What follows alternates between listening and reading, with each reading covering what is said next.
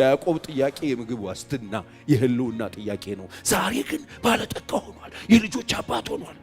የብዙ ነገር ባለቤት። እግዚአብሔር ሲባርክ ይባርካል።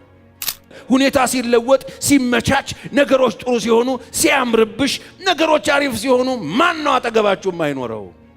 በመከራ ጊዜ ማን ይሆናል? አንድዬ ብቻ ነው አብሮ የሚሆን እግዚአብሔር ይላል። መልካም ነው። ጧት ሲነቃ ምክንያቱም መሰላል ተዘግቶ ከሰማይ ሲወርዱ ሲወጡ አይቶ ንውልን ቆሞ አይቶት ስለነበረ ሲነቃ ይሄማ ደጅ ላይ ነው መጥቼ ያደርኩት፣ ይሄማ የእግዚአብሔር ደጅ ነው እኮ ያለበት ቦታ ነው። መኖሪያው እሱ ነው ወገኖች። የሰዎች ልጆች መኖሪያ እግዚአብሔር ቤት ነው። የምነግራችሁ ነገር ስለ ያዕቆብ ነው። ያዕቆብን ታውቁታላችሁ። እግዚአብሔር ከማህፀን ጀምሮ የጠራው፣ እግዚአብሔር በማህፀን ውስጥ የለየው፣ በሰገባ የሰወረው፣ ከታናሽነቱ ገና ሳይወለድ ታላቅ እንደሚሆን የተባረከ እንደሚሆን እግዚአብሔር ሳይወለድ እግዚአብሔር የተናገረበት፣ ከዛ ደግሞ ከተወለደ በኋላ ግን የተለያዩ አቋራጭ መንገዶችን የተጠቀመና የሄደ፣ እናቱም ደገፍ አድርጋው ማይሆን መስመር ውስጥ ያስገባችው፣ በህይወቱ 20 ዓመት የኪሳራና የድካም ዓመት እንዳሳለፈ ራሱ ይነግረናል። ዝም ብዬ በከንቱ ምንም ጥቅም ለሌለው ነገር ነው እድሜን የፈጀውት ብሎ ራሱ ይናገራል። በሩቅ ያላችሁ አሕዛብ አድምጡኝ ብሎ የተናገረው ይሄንን ነው። እኔ ዝም ብዬ ምንም ጥቅም ለሌለው ነገር ዘመኔን ጨረስኩት ያለ ሰው ነው ያዕቆብ። ይሄን ያለው ያዕቆብ ለአጎቱ ላባ ቤት ያሳለፈውን 20 ዓመት ነው። በዛ 20 ዓመት ውስጥ 2 ሚስት 2 ቁባት 12 ልጆችን ያተረፈበት፣ 12 ልጆች ኦልሞስት የወለደበት፣ በቃ ርቢ ያለበት ቢመስል በጣም የተባረከ። በሰውኛ እንደ ሰው ስታስቡት ያዕቆብ አንድ ሚስት አይደለም 2 ሚስት ነው ያለው። 2 ሚስት ብቻ አይደለም፣ 2ቱ ሚስቶች በሻሞ ቁባት መርቀውለት 4 ሚስት አለው። ልጆች ደግሞ ባናት የተወለዱበት በጣም ብዙ ልጆች ያሉት ሰው ነው። ይሄ ሰውዬ በምድር ህይወቱ የተሳካለት የሚባል አይነት ሰው ነው። ከወንድ ካጎቱ ጋራ የነበረውን በጣም ሰጣ ገባሙን ወደ 14 ዓመት ለሁለቱ ሴቶች ነው የሰራው። በ6 ዓመት ብቻ እግዚአብሔር በጣም ብለስ ዳርጎት በጣም ባለጠጋ ሆኖ እግዚአብሔር የሚያስገርም አይነት በረከት ባርኮት ራሱ የለውዙ በትር ልጦ ውሃ ውስጥ አድርጎ በደሞዝ ሲጫወቱ በቃ ዥንጉርጉር ከተወለደ የኔ ይሁን፣ ልሙጥ ከተወለደ ደግሞ ያንተ ይሁን ተባብለው በእርግጠኝነት ልሙጥ ዥንጉርጉር ይወልዳሉ ተብሎ የማይጠበቁ በጎችን ሰጠው ቆጥሮ ላባ። ሰዛ ይሄ ብልህ ሰው እግዚአብሔር ደግሞ ማስተዋል ሰጠውና ውሃ ውስጥ ያንን ጣለ። በጎቹ ውሃ ሲጠጡ ይጎመጁ ነበር ይላል። ሁሉም በጎች ዥንጉርጉር እየወለዱ ያዕቆብን ደሞዝ በአስቸኳይ ከፈሉት። የ14 ዓመት ድካሙን ባለጠጋ ሆነ። መጽሐፍ ቅዱስ ያ ሰው እጅግ ባለጠጋ ሆነ ይላል። ከዛ አጎቱ እንደ ድሮ ስላልነበረ ፊቱን ቀየረበት ይላል። በማዘኑ ምክንያት እግዚአብሔርን ያልተለወጥኩም አሁን ተነስና ወደ አባት ቤት ሄዳለሁ ይላል።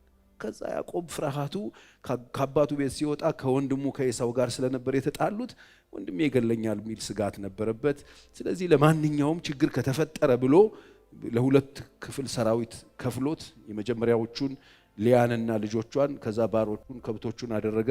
በሁለተኛ ራሔልን በጣም ይወዳት ስለነበረ ከኋላ አደረገ።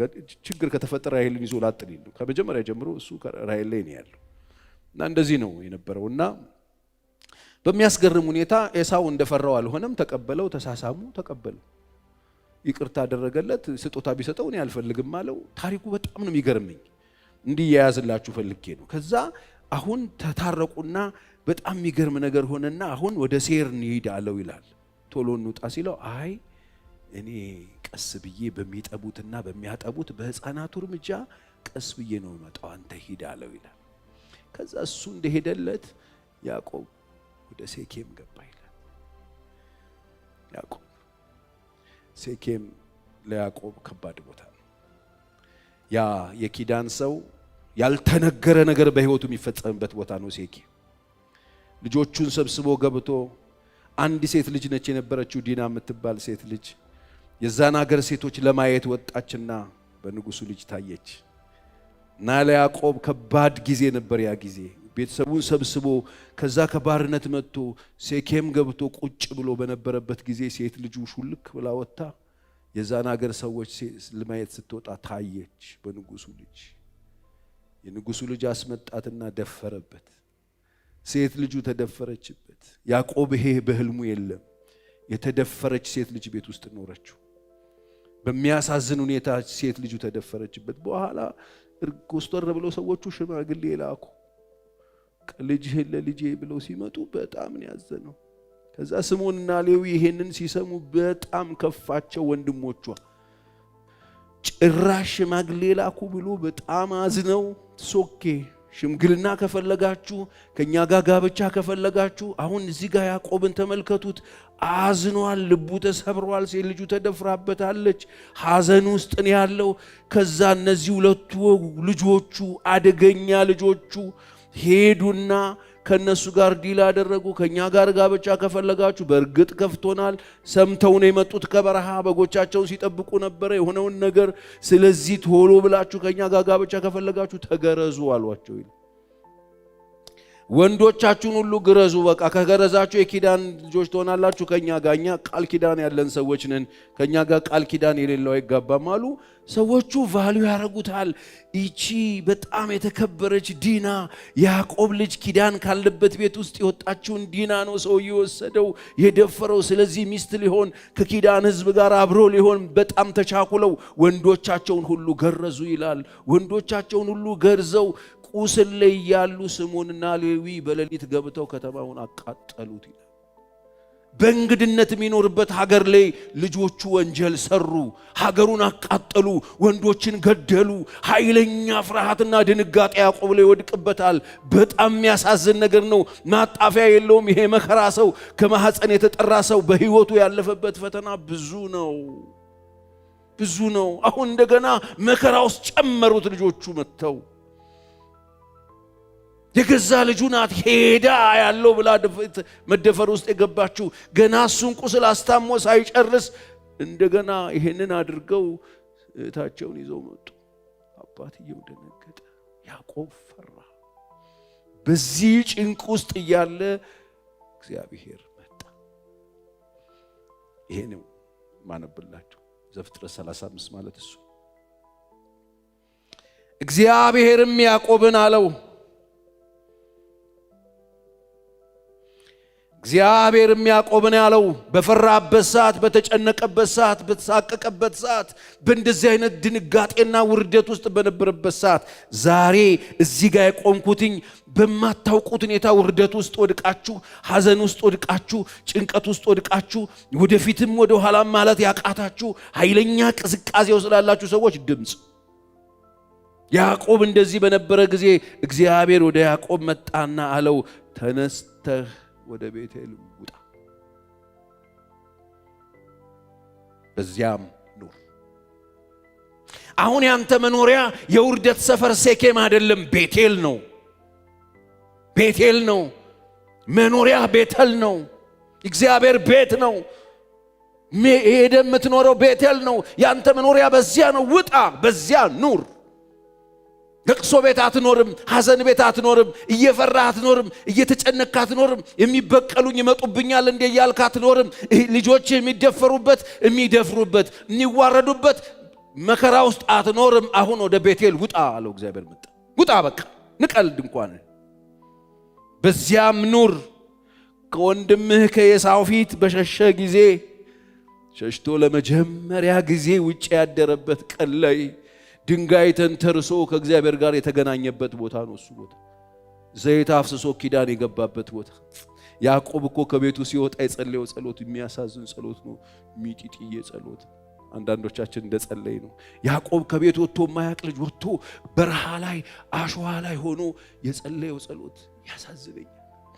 እንደዚህ ብሎ ጸለየ፣ እግዚአብሔር ሆይ ምበላው ከሰጠኝ፣ ምለብሰው ከሰጠኝ፣ ደግሞ እንዳልሞት በደህና ከጠበከኝ እድሜ ልኬን አመልካለሁ አለ።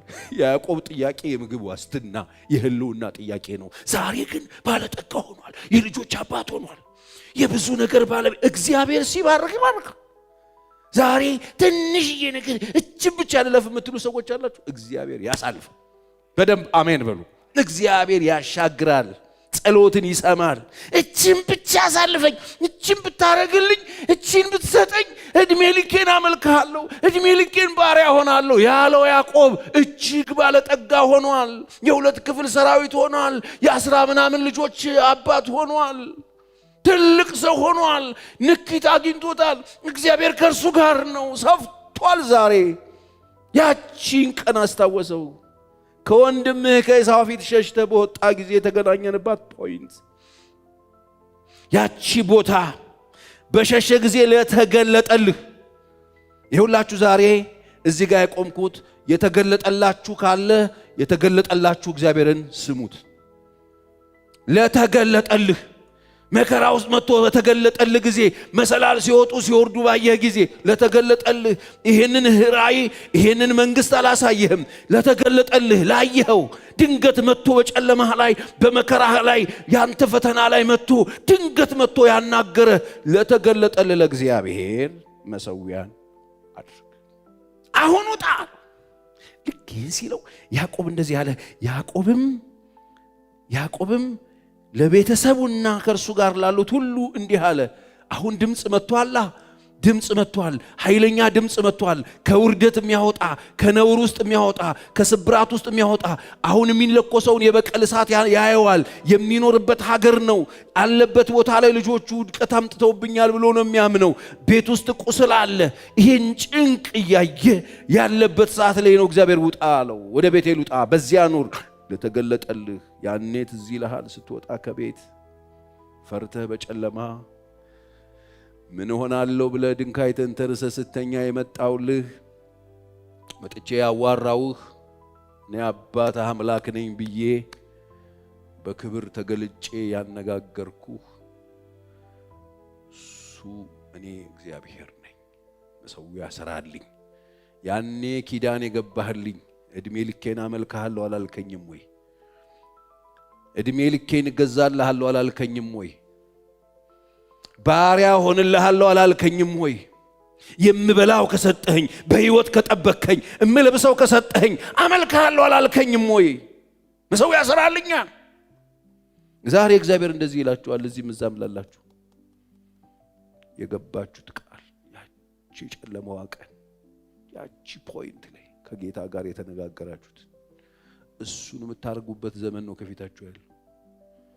ሌላ ነገር ውስጥ የምትቆዩበት አይደለም። ውርደት ውስጥ የምትቆዩበት አይደለም። ሴኬም የምትኖሩበት አይደለም። ነውር ጀምሯችኋል። ነውር እንዳይጨርሳችሁ።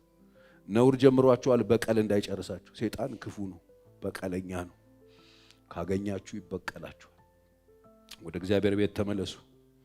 ከእግዚአብሔር ቤት ያፈገፈጋችሁ ሰዎች፣ ከጸሎት ቤት ያፈገፈጋችሁ ሰዎች፣ ከእግዚአብሔር ቃል ያፈገፈጋችሁ ሰዎች ተመለሱ። ይሄን ሲለው ቤተሰቡን ሰበሰበ፣ ህዝቡን ሰበሰበ። እንዲህ አላቸው፣ እንግዶችን አማልክት አስወግዱ። ምክንያቱም አቋራጭ የገባንበት ቦታ የደባበቃችሁት ነገር አለ። እንግዳ ነገር ጭናችኋል። እኔ የተናገረኝ አምላክ አለ። እንግዶች አማልክቶቻችሁን አስወግዱ፣ ከመካከላችሁ አስወግዱ። ንጹህ ሁኑ፣ ልብሳችሁን ለውጡ። ተነስተንም ወደ ቤቴል እንውጣ። አሁን እኔ ማቀው እኔ የልጅነት አምላክ አለ። በረሃ ላይ የተገለጠልኝ ሕያው ነው። በሲወርዱና ሲወጡ መላእክት አይቼዋለሁ። ቃል ሰጥቶኛል። ጸልዬል ነበረ፣ ጠይቄው ነበረ፣ መልሶልኝ ነበረ።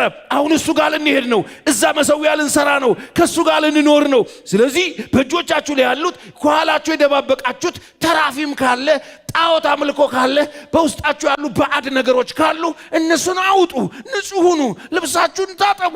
ሰውነታችሁን አንጹ። ንጹህ ሁኑ። አሁን ከማን ጋር ልንቀጥል ስለሆነ? ኑሮ ከጌታ ጋር ስለሆነ፣ ኑሮአችን ከሱ ጋር ስለሆነ አቋራጭ ገብተን መሰለኝና ደሳለኝ አይደለም። እሱማ አዋርዶናል። እሱማ እኔ ቤት አንኳኩቷል። ኑሮዬን በትኖታል። ነገሬን ሁሉ እዚህ ውስጥ ከቶታል። አሁን ወደዛ ልንሄድ። ታጠቡ።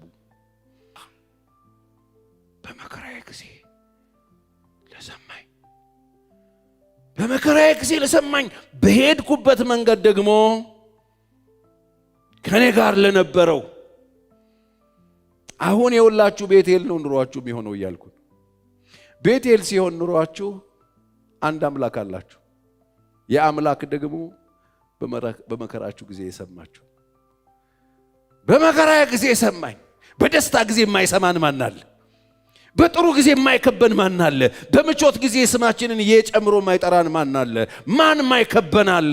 ሁኔታ ሲለወጥ ሲመቻች፣ ነገሮች ጥሩ ሲሆኑ ሲያምርብሽ፣ ነገሮች አሪፍ ሲሆኑ ማን ነው አጠገባችሁ የማይኖረው? በመከራ ጊዜ ማን ይሆናል? አንድዬ ብቻ ነው አብሮ የሚሆን እግዚአብሔር ይላል። መልካም ነው። በመከራ ቀን ደግሞ ምንድነው? አሸሸጊያ ወገኖቼ በመከራ ጊዜ የሰማችሁ በደስታ ጊዜ በከበቧችሁ ሰዎች እንዳቀየሩት በመከራ ጊዜ የሰማችሁን በምቾት ጊዜ ባገኛችኋቸው ሰዎች እንዳቀየሩት በመከራ ጊዜ የሰማቸውን በምቾት ጊዜ ባገኟቸው ጓደኞች ቀይረውታል በመከራ ጊዜ የሰማቸውን መከራው አልፎ በደስታ ጊዜ ባገኙት ቁስ ቀይረውታል ብዙ ሰዎች አሁን አውልቁ ልጃችሁ ላይ ያለው ነገር ጣሉ በዚያ እንሄዳለን ማን አለ በመከራዬ ጊዜ ሰማኝ